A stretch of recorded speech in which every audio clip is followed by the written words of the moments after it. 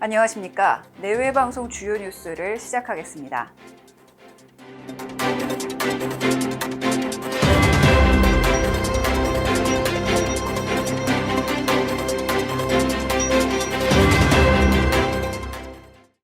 지난해 상반기 경력 단절 여성 중 30대가 46.1%를 차지하는 것으로 나타났습니다. 여성가족부가 한국여성정책연구원과 국가통계를 분석한 결과 지난해 상반기 경력 단절 여성 규모는 150만 6천 명이었습니다. 그중 30대가 46.1%를 차지한 것인데요. 특히 기혼 여성의 고용률이 낮게 나타났습니다. 여가부는 신종 코로나 바이러스 감염증 영향으로 비취업 여성 규모가 증가한 것이라고 분석했는데요.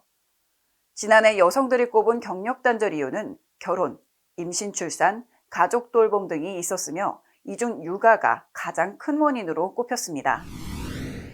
정세균 국무총리가 21일 감염병 발병과 관련해 피해를 본 자영업자를 지원하는 자영업 손실보상제 법제화를 내각에 공식 지시했습니다. 정 총리는 정부 서울청사에서 주재한 중앙재난안전대책본부 회의에서 코로나 바이러스 감염증 방역 조치로 영업 손실이 발생했고 이에 대한 지원이 필요하다고 강조했는데요. 기획재정부 등 관계부처에 법적 제도 개선에 나서달라고 지시했습니다.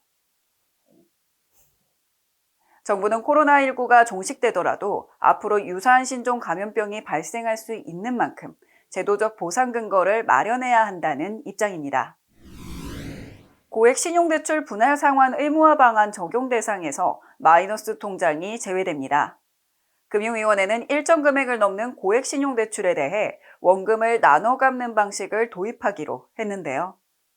만기까지 매달 이자만 내는 현재 방식과 달리 이자와 원금을 함께 갚아나가도록 변경한 것입니다.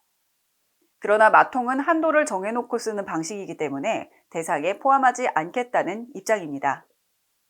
금융당국은 세부 사안을 확정해 오는 3월 가계부채 선진화 방안을 발표할 예정입니다.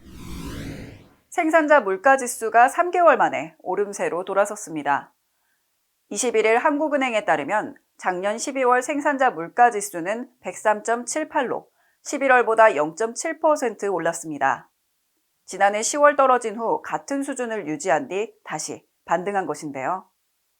품목별로는 전년과 대비해 농림수산품 물가가 2.3%, 공산품 물가가 1%씩 올랐습니다.